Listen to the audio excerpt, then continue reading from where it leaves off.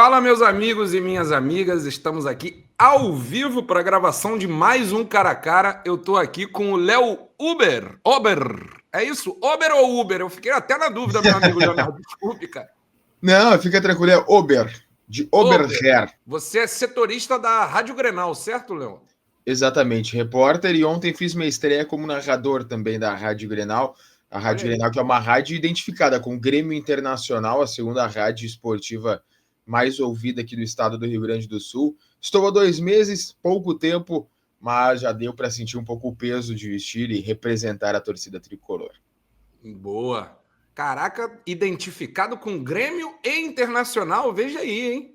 Como é que faz essa coisa? Dá samba? Dá jogo? Dá jogo e 24 horas por dia na Rádio FM, falando somente de dupla Grenal. Ou seja, não tem música, não tem informações de trânsito, é só Grêmio Internacional, o que é uma loucura. Cara, agradecer a tua presença aqui no Cara a Cara, de verdade. Você gravou com o Juninho, né, no primeiro turno, e eu tava dando uma olhada aqui, o que vocês aprontaram no Cara a Cara do primeiro turno, né? E tava revendo os times para a gente ver o que mudou. A gente tem um Vasco bem desfalcado para esse jogo contra o Grêmio, né? Devido aos atletas selecionados para Colômbia, Uruguai e o PH no Brasil, né? Mas bem similar ao que era, apesar disso, o time no primeiro semestre. Estou vendo aqui que vocês, em debate, chegaram à seguinte conclusão no primeiro turno. O time ideal entre Vasco e Grêmio era Léo Jardim, Paulo Henrique, Wagner Leonardo, Lucas Freitas e Marlon. Dodi e Tietê, Ryan, Nuno Moreira, Alisson Edward e Pablo Verrete. Muitas caras que hoje não vão pintar no nosso cara a cara, né, Ober? Mudou alguma coisinha, né? Pois é, especialmente falando do time do Grêmio, tem alguns reforços que vieram nessa última janela de transferências que fazem com que Wagner Leonardo, por exemplo, seja reserva. O próprio Dodi, que foi colocado aí no nosso time titular do cara a cara, deve ser reserva também da partida dessa quarta-feira. Mas eu vou te dizer que eu acho que o resto até não muda muito, não. Porque temos bons jogadores no Vasco da Gama. Eu só, salvo engano, naquela oportunidade, o treinador de vocês não era o Fernando Diniz. Ou era? Eu acho que não. Era o Fernando Diniz. Foi um empate em São Januário, né? Isso, 1-1. Isso, 1-1. Era o Fernando Diniz, sim. O treinador provavelmente vai ser o mesmo, Fernando Diniz, então já estou deixando meu voto aqui. O mano tá em alta aí, hein, pelo jeito. Estilos diferentes, eu sou apaixonado por Fernando Diniz. É mesmo, é? Olha só. Eu falo besteira se eu disser que no Rio Grande do Sul a aceitação do Diniz, ou melhor, o rechaço ao Diniz pode ser ainda maior por uma questão de escola de futebol? Com certeza, tens total razão. Eu tenho consciência que o Fernando Diniz só vai treinar o Grêmio o dia que for feita uma hecatombe, né? Uma crise homérica para que Fernando Diniz treine o Grêmio. Ele tem mais cara de Internacional, que é historicamente um time que quer ser mais bonito, que joga um futebol melhor. O Grêmio não, o Grêmio é mais raçudo. O Grêmio hoje tem um treinador da sua cara, que é o Mano Menezes. Não significa que seja o do meu gosto, mas é o que realmente representa o gremismo, dá para dizer assim. Meu amigo Ober, eu quero saber como anda o Grêmio. Vou te compartilhar um pouco das nossas impressões. Eu não vi muitos jogos do Grêmio, vi o jogo contra o Vasco e não acompanhei muito o Grêmio, mas a gente vai ouvindo a galera comentar sobre o time do Grêmio e em algum momento do campeonato, coisa de 10 rodadas atrás, 15, já há algum tempo vinha se falando de o Grêmio, vou ser sincero com você, hein, joga um futebol horroroso, o time do Grêmio é horrível. Ouvi isso em alguns momentos de diferentes analistas, vamos colocar assim, diferentes pessoas que estavam acompanhando a metade da tabela ali, quem ia brigar para o Z4. Em algum momento se falou, o Grêmio vai dar, se der mole, vai brigar lá embaixo. Me parece que as coisas meio que se ajeitaram, né? O time passou a pontuar e isso deixou de ser uma realidade nesse momento. Como está o Grêmio? Como chega o Grêmio para esse jogo contra o Vasco? O Grêmio, matematicamente, ainda não se livrou do rebaixamento. Tem 40 pontos, a briga ainda é um pouco mais para baixo, mas aquela coisa, 2 rodadas com resultados negativos, o Grêmio entra também na briga contra o rebaixamento. O time do Grêmio melhorou muito na última janela de transferências. E aí a gente entra mais ou menos nessa questão aí de 15 rodadas, 12 rodadas para cá. O Grêmio tinha um time fraco. Tecnicamente, animicamente, era um time que realmente estava brigando para não cair, tinha um futebol feio, continua com futebol feio, porém, é um time animicamente melhor. E aqui eu gostaria de pontuar alguns motivos para ter melhorado, especialmente as paradas para a data FIFA. O técnico Mano Menezes conseguiu trabalhar um pouco o time para que parasse de tomar tanto gol. Então, defensivamente, o time ficou um pouco mais ajeitado. E aí os reforços chegam, fardam e fazem total diferença. Então, a impressão que eu tenho é que o Grêmio, com os reforços, se todo o time estivesse 100%, o futebol seria muito mais bonito. Mas, infelizmente, o William quebrou o pé, o dedo, quinto metatarso, quebrou o mindinho, faz aí quase 2 meses. O Marcos Rocha, até pelo avançar da idade, teve uma lesão no adutor da coxa, deve voltar agora para o jogo contra o Vasco da Gama. O Arthur tem jogado muito bem e, felizmente, é o único que tem jogado com regularidade no sentido de quantidade de jogos. Carlos Vinícius sofreu com lesão também, então os reforços fizeram do Grêmio um time muito melhor. O problema é que nem sempre eles jogam. Certo.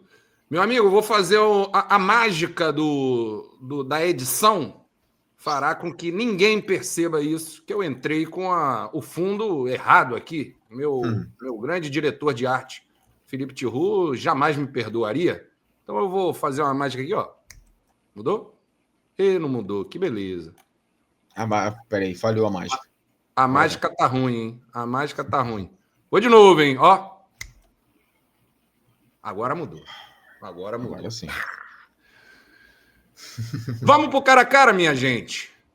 Ober, eu tenho o seguinte time do Grêmio provável para esse jogo na Arena. Volpe, Marcos Rocha, Noriega, Kahneman e Marlon, Cuejar, Arthur e Cristaldo, Alisson, Amuzu e Carlos Vinícius. O Vasco tem uma série de desfalques. Começar pelos 4 selecionados, né? 2 na seleção da Colômbia, o Cuesta e o Andrés Gomes. 1 na seleção do Uruguai, o Puma Rodrigues. E o PH na seleção brasileira. Eu vou contar esses jogadores, minha gente, como desfalque. Tem a possibilidade de chegar correndo aí e de repente jogar, mas eu vou contar eles como desfalque. O caso do Noriega, no caso do Grêmio. É o caso do Noriega, né? Mas o Noriega vai ser titular. Vou botar ele aqui para a gente não ficar indo e vindo, né? Mas, enfim, vou colocar para a galera aí que assiste a gente, os vascracudo tudo, vou colocar o Hugo Moura na zaga, o Tietê na lateral direita e o Cocão no meio de campo, viu? Porque vocês sabem, vocês conhecem o professor de vocês, é bem possível que a escalação seja essa mesmo. Ficaria, portanto, Léo Jardim, Tietê, Hugo Moura, Robert Renan e Piton, Cocão e Barros na volância, Coutinho na ligação, na direita, Nuno, na esquerda, Nuno, na direita, Ryan, e no centro de ataque, Pablo Verrete. Vamos nessa? Bora. Então vamos embora. Sem mais delongas, meu amigo Ober, eu quero saber o que você acha. Quem é melhor? Volpe ou Léo Jardim? Léo Jardim.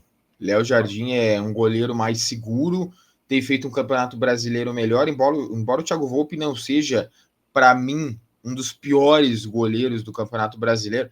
Ele tem algumas falhas, é aquele tipo de goleiro que é realmente de time que briga para não cair. Vai ter jogo que ele vai fazer 20 defesas, 3 milagres e pegar 2 pênaltis, e vai ter partida que ele vai tomar um peru. Boa!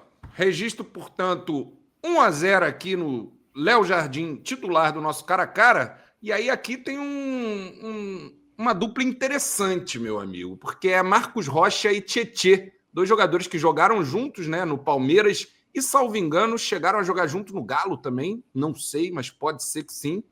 E dois jogadores vitoriosos, né? Você falava de mentalidade vencedora, dois jogadores que foram campeões em diferentes times, né? Marcos Rocha e Tietê. Quem leva? Acho que é uma boa disputa, porque os dois têm pontos negativos, né? O Tietê joga improvisado na lateral direita de vocês. O Marcos Rocha tá voltando de uma lesão que deixou ele incapacitado por quase um mês. Eu ainda vou no Marcos Rocha por conta da experiência jogando nessa posição. No time ideal, o Tietê não jogaria numa lateral direita. Então, por conta da preservação do lateral direito, o único que a gente tem na disputa, infelizmente, é o Marcos Rocha. Eu vou de Marcos Rocha. Lateral Marcos Rocha, levou o nosso cara a cara, e aí a gente tem dois volantes improvisados na zaga, né? O Noriega e o Hugo Moura. Te ouço, meu amigo. Quem é o Noriega? Conta pra mim, que eu não tô ciente. Noriega é um peruanês, ele é um jogador que joga pela seleção peruana, tem familiares no Japão, chegou a passar pelo futebol japonês, veio na metade dessa temporada jogando como volante, foi apresentado como volante, mas como volante ele tem ido muito mal. Não sei se por conta do espaço de campo, a leitura de jogo, seus companheiros, não faço a menor ideia, mas como zagueiro, ele tem sido um zagueiro firme, um zagueiro que sabe sair jogando, quando precisa dar aquela arrepiada no atacante adversário, ele consegue. É um jogador de boa estatura, então tem uma bola aérea segura também. Interessante. Seu voto Noriega, então? Voto Noriega. Nas improvisações da zaga, eu fico com o que já tá jogando na zaga. Boa. O Hugo, ele começou a ser improvisado na zaga antes da chegada do Cuesta, né? O colombiano Carlos Cuesta, que dificilmente joga, talvez jogue, né? Mas enfim, a gente botou a probabilidade de não jogar nesse jogo contra o Grêmio. E ele já vinha sendo improvisado pelo Fernando Diniz. E começou, você claramente via que faltava um cacuete de zagueiro para o Hugo Moura. Mas a coisa foi azeitando até que ele passou a fazer bons jogos de zagueiro. Os últimos jogos do Hugo Moura de zagueiro foram interessantes. Mas como está na zaga, tá certo, vamos de Noriega. E aí eu me pergunto se a gente vai com a experiência de Kahneman ou com a juventude de Robert Renan. Dois zagueiros de características diferentes, né? Um zagueiro classudo e de muito boa saída de bola, o Robert Renan, apesar da sua juventude, tem toda uma tranquilidade no trato com a bola, e o Kahneman, a cara do Grêmio desses últimos 10 anos, né? Uma das caras do Grêmio, um zagueiro de muita imposição física e muita liderança, certo?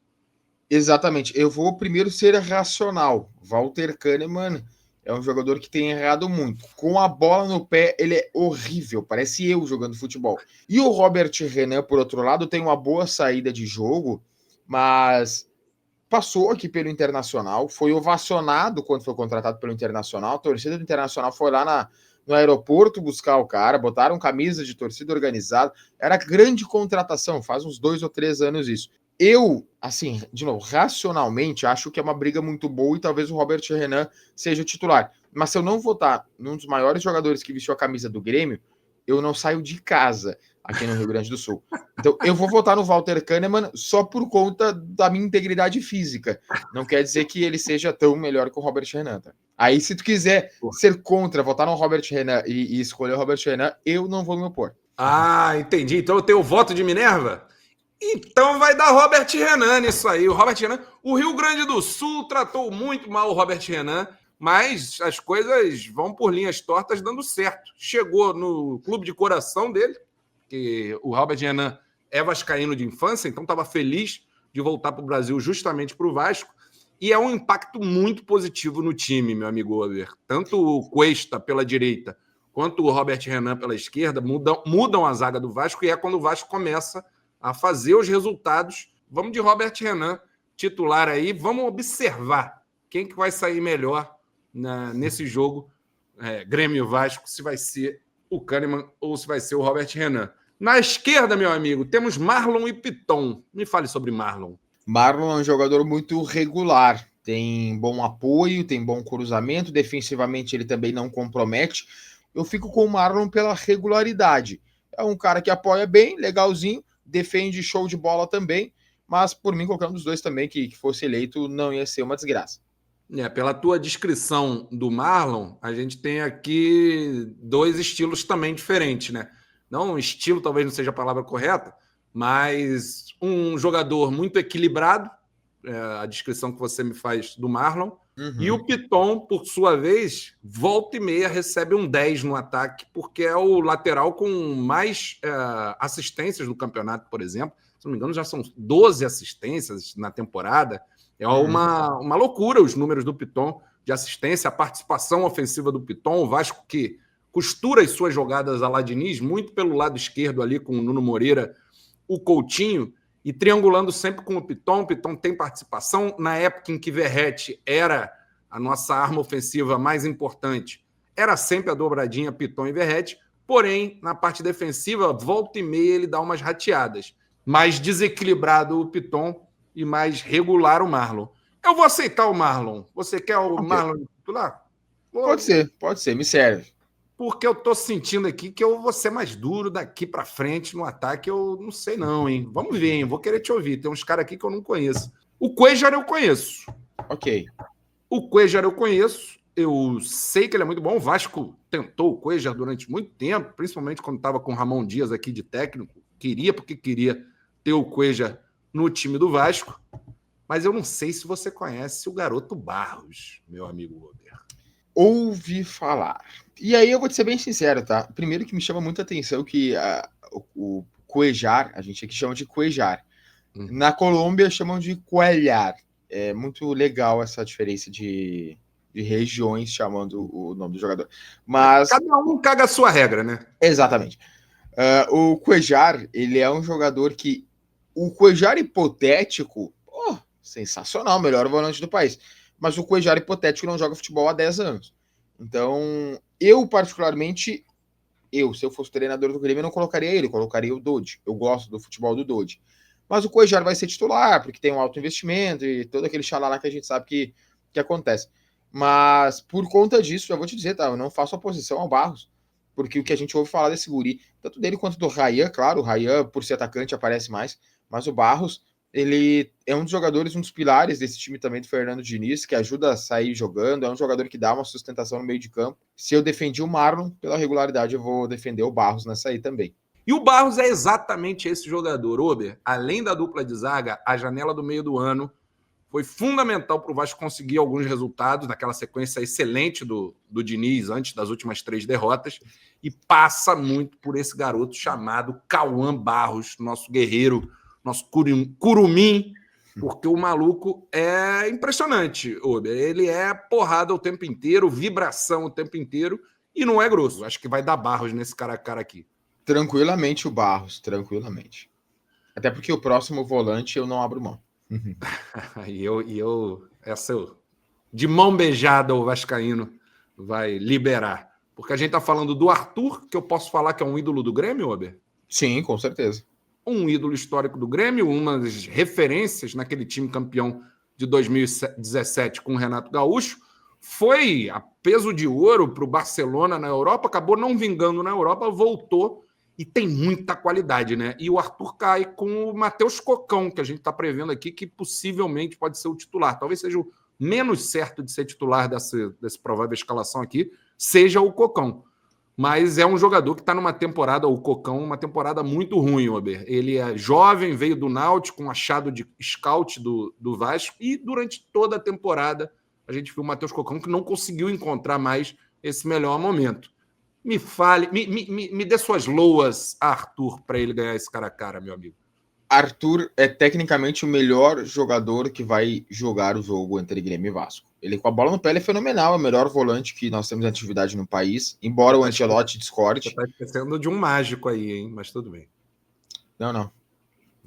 Bem na minha, o Arthur é melhor. O Arthur é melhor. Assim, eu concordo que tudo bem, na Europa ele teve um ano fantástico. O primeiro ano dele no Barcelona, até não lembro se foi o Iniesta ou o Xavi, falou que ele era o sucessor desse novo Xavi, né? E isso, fantástico, baita jogador. Só que aí entra aquilo que eu também não posso julgar, que é a noite, o dinheiro, viver na Espanha.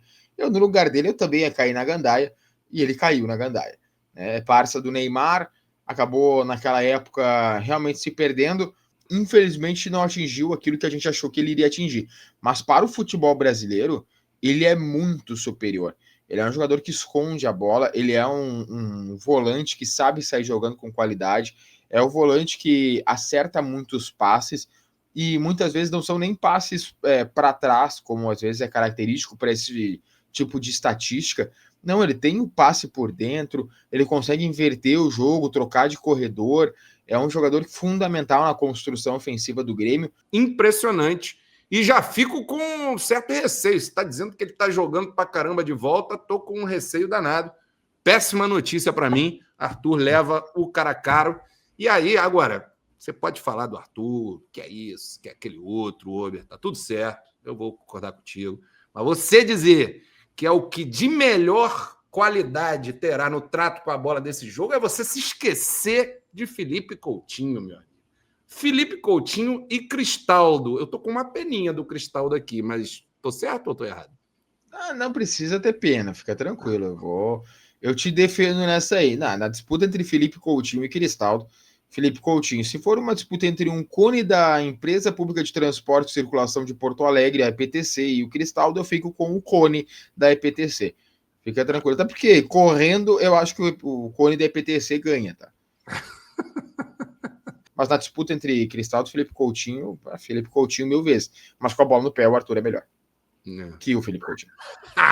Peraí, meu amigo. Mas vamos fazer o cara a cara só Coutinho e Arthur. Tô brincando. Depois a gente faz um especial Coutinho versus Arthur.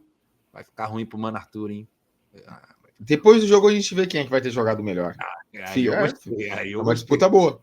É uma disputa boa. Alisson e Ryan, então. Você já conhece o Raio Ryan, meu amigo? Já, inclusive, é um dos jogadores. Eu não lembro se ele é sub-17 ou sub-20, é sub-20, né? Ele agora é sub-20. Ele Isso. tá com 19 anos, salvo engano. Isso. Não, eu pego essa estatística porque eu vi esses dias que ele é o atacante, o jogador com mais participação em gols, né? Com idades de sub-20. Tem números ótimos, o Ryan. É uma pena pro Alisson essa disputa, porque Alisson contra Ryan, os dois são sub-20. Os números do Ryan são melhores. Embora eu goste do futebol do Alisson, eu não posso aqui ser hipócrita e dizer que o Alisson é melhor nesse momento que o Ryan. Não é. Pode vir a ser? Pode vir a ser. Aí tudo depende de carreira. Por característica, eu acho que o Ryan vai ser, nesse momento, eleito o titular do nosso cara a cara. Boa. Pode vir a ser? Não pode, Ober, porque o garoto Ryan vai brilhar nos gramados da Europa, né? A nossa realidade é essa, a gente torce muito para que isso seja estendido. É um cara que é muito grande, o porte de atacante forte é impressionante, Ober. E quando ele mete na frente, ninguém pega, meu amigo. Se tiver espaço e ele der o tapa na frente, olha o Kahneman, eu fico até com peninha do Kahneman, viu? Porque acho que não dá para ele, não. De novo, vai ser uma disputa boa para a gente ver no jogo de quarta-feira. Boa. Amuso Ganês, que eu já vi aqui, quero saber um pouco sobre esse jogador, você vai me dizer. E ele caiu com o Nuno Moreira, dois jogadores estrangeiros, um de um lado do Mediterrâneo, outro de outro, o português Nuno Moreira e o ganês Amuso. Me fale sobre o Amuso, meu amigo. O nosso chocolate belga. Por quê? Porque ele também tem a nacionalidade belga, tá? Para ficar bem claro. E o Amuso, por mais que tenha sido um dos mais baratos de todo esse pacote, é o que mais deu resposta. Demorou, porque fisicamente ele tinha muitos problemas. É um jogador que com a bola, gosta de ter a bola no pé. Ele não é aquele ponta que vai infiltrar e buscar o espaço atrás do lateral. Ele é o cara que, bom, ele prefere a bola no pé e tentar ganhar com o drible do marcador do que ser aquele ponta que vai receber lançamento, né? Ele tem essa característica e ele é muito bom jogando como ponta esquerda, porque ele consegue conduzir para as duas pernas. Ou ele traz para dentro e finaliza, e ele gosta muito de finalizar de fora da área, ou ele consegue levar para a linha de fundo e cruzar com a esquerda com decência. Então, ele é perigoso. Mas a disputa com o Nuno Moreira também é injusta, porque os números do Nuno são melhores, ele é mais decisivo no Vasco da Gama do que o Amuso. O Nuno é muito importante nesse time, tanto na construção quanto na defesa. E ele não é um jogador de muitas características defensivas, mas ele se doa muito. E o Fernando Diniz sempre fala da inteligência do Nuno, e dá para ver que ele cumpre um papel tático importante defensivo também, mas fundamentalmente é um jogador que participa de muito das construções de ataque do Vasco. da Nuno Moreira no nosso cara a cara. E aí, meu amigo, temos Carlos Vinícius, que eu vou querer saber como anda Carlos Vinícius, a importância de Carlos Vinícius nesse Grêmio, e Pablo Verratti, que até pouco tempo atrás, 2, 3, até a chegada de Fernando Diniz, era, de longe, nos últimos 3 anos, o jogador mais importante do Vasco. A única chance do Vasco fazer gol em 2023 e 2024 era buscar o Verratti na área, e ele, de fato, cumpria. Um matador, um cara de muita garra, muita fibra, muito respeito à camisa do Vasco, com a bola no pé, para dominar uma bola, para dar um passe. Olha, meu amigo, é um caneludo daqueles grosso, uma coisa difícil, mas na área é um matador nato que não vive um bom momento. Apesar disso, e apesar da bronca de boa parte da torcida, ele ainda é muito defendido pelo Fernando Diniz. Deve ser o titular com a ausência do Andrés Gomes, e o Fernando Diniz volta e meia recebe perguntas sobre o Pablo Verratti e nas coletivas defende ele absolutamente, por ser um jogador de muita liderança, por ser um jogador de finalização, e há pouco tempo atrás, 3 jogos atrás, ele estava marcando 2 gols, os 2 gols da vitória contra o Bragantino fora de casa, né? E por ser um jogador de dedicação tática também, muita marcação. Ou seja, não vive um bom momento, já foi melhor, mas ainda tem essa importância. Quero saber do Carlos Vinícius para a gente decidir. No outro cara a cara, até votei no Pablo Verratti porque a disputa era com o Bright White. Por característica, Pablo Verratti, pelo histórico, por tudo, Pablo Verratti ganha a disputa. Nessa oportunidade, o Carlos Vinícius ganha com folga do Pablo Verratti por 2 motivos. Primeiro, porque os números atuais são melhores. O Carlos Vinícius chega também na metade do ano, é aquele centroavante que o gremista está acostumado, que é um centroavante alto, forte, gostoso, e que também faz gols. E o Carlos Vinícius tem feito esses gols importantes, inclusive. Gol em Clássico Grenal, tem hat-trick contra a equipe do Juventude, tem sido muito beneficiado pelo futebol do técnico Mano Menezes, que de fato aí sim busca o centroavante para fazer o gol. É isso, meus amigos. Eu, antes de escalar esse time, eu te comunico, porque você já me deu essa abertura, que o técnico desse time é Fernando Diniz e não Mano Menezes, correto? Corretíssimo. Gosto muito do Diniz. É impressionante, minha gente. A gente achou um gremista que gosta de futebol bonito, meus amigos, que é contra Mano Menezes e a favor de Fernando Diniz. Ober, você não recebe hate aí não por esse tipo de absurdos? Todo dia que eu falo sobre isso, as pessoas querem me esgoelar. Não, é que assim, eu entendo que para a cara do Grêmio o Mano Menezes faz muito mais sentido. E entendo que o Fernando Diniz nunca vai treinar o meu time. Mas eu gostaria de tê-lo visto, por exemplo, em 2021, o ano que o Grêmio cai para a Série B, o time era tecnicamente muito bom, mas tinham treinadores, e aí mais de um que passou naquela oportunidade que não fez aquele time jogar. Tá certo. Um gremista dinizista, meus amigos. Olha só, que beleza. Eu gosto muito de Fernando Diniz também, meu amigo Ober. Porém, ele deixa o torcedor maluco, cara. Tem horas que eu odeio ele. Tem horas que eu odeio ele. É complicado. Meu amigo Ober, nosso cara a cara terminou assim, ó. Léo Jardim, Marcos Rocha, Noriega, Robert Renan e Marlon. Barros, Arthur e Coutinho, Rayan, Nuno Moreira e Carlos Vinícius. Esse time é bom, hein? Esse time pega uma Libertadores, uma prézinha, pelo menos. Pega. Pega, né? Tá bacana. Vasco reforçadinho ali. Interessante. São Gostei. 5 jogadores do Grêmio? Tá justo, tá justo. 3, 4, 5 do Grêmio e 6 do Vasco da Gama. Olha aí. Meu amigo, vou te fazer uma pergunta. Ok. Diego Souza, do Vasco ou do Grêmio, Ober? Do Grêmio. Do Grêmio? Foi mais decisivo aqui, eu acho. Que isso, meu amigo? Ele protagoniza. Graças ao homem? Ok, ganharam, mas também tem a questão negativa, né? O gol que ele perde contra o Cássio. É ele que perde, né? Na Libertadores. No Libertadores de 2012. Putz. Isso. Ele tem. Tá gravando de manhã, você quer estragar meu dia inteiro, né, Ober? Ele tem o auge, mas tem a parte ruim também. No Grêmio ele só teve bons momentos e mesmo o gordinho fazia gol, que era uma beleza, o Diego Souza. Saudade. E o volante Souza? cria da base do Vasco da Gama. Jogou bem no Grêmio, né? Jogou bem no Grêmio. Eu lembro que na época ele até foi cotado para a seleção brasileira, mas a partir do momento que ele fala mal de Renato Portaluppi, eu gostaria de apenas manifestar-me negativamente a respeito dele. Vou fazer mais 2 perguntas, meu amigo. A primeira é se é o Denner do Vasco ou o Denner do Grêmio, meu amigo. Denner que tem uma passagem breve pelos 2 clubes, né? Mas no Vasco foi muito marcante. Me pergunto como foi aí. No Grêmio, salvo engano, foi o único lugar que ele ergueu o título. Então eu vou ficar com o Denner no Grêmio. Ele morreu antes de levantar a taça do Campeonato Carioca, do tricampeonato de 94. Morreu ali, já na fase final, antes de um Vasco e Flamengo. É uma coisa terrível. Me lembro, minhas memórias até hoje, marcantes do dia, acordando de manhã e meu pai me contando da fatalidade.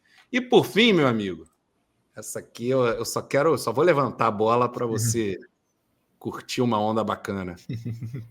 Mário Jardel, meu amigo, do Vasco ou do Grêmio? Olha, mistério. Não, impossível, um dos maiores centroavantes da história do Grêmio. Acho que, sem sombra de dúvidas. Olha, falando assim em voz alta, talvez ele tenha sido o maior centroavante da história do Grêmio. Porque pensa comigo, os maiores títulos do Grêmio, 83.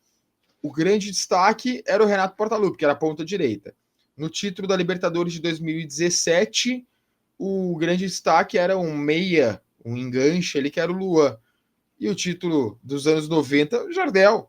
Quer dizer, talvez o maior centroavante da história do Grêmio, o Mário Jardel. Meu amigo Ober, muito obrigado de verdade pela tua participação.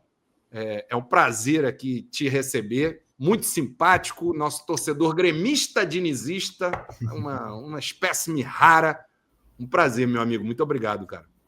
Eu que agradeço o convite, muito legal de poder falar de futebol, até porque temos times muito parecidos, né? Na história, em características de jogadores. Obrigado mais uma vez pelo convite, foi um cara a cara muito gostoso para a gente fazer. E se me permite pedir para a galera que está acompanhando, me seguir no Instagram, que é sempre muito bom. @Leonardo_Ober. Não é Uber, tá? Embora tenha referências a isso. É Ober, mesmo de Oberher. E pedir para a galera, enfim, acompanhar também meu trabalho por lá. E claro, também na Rádio Grenal, tem no aplicativo aí de rádio e tudo. E 24 horas por dia tem live também no YouTube para a galera que quiser participar, enfim, mandando recadinho, porque a gente fica 24 horas por dia falando de futebol. E não é futebol de bola redonda, mas só para trazer informação aqui que eu fui campeão brasileiro sábado de futebol americano. O Vasco tem um time forte também de futebol americano, que eu sei. Sim. E é mais uma coisa aí que nos aproxima do Vascão. Olha aí. Valeu, meu amigo Ober. Brigadão. Galera, tá entregue o cara a cara. Uma boa semana para todo mundo. Tamo junto. Obrigado, Ober. Tamo junto, meu amigo.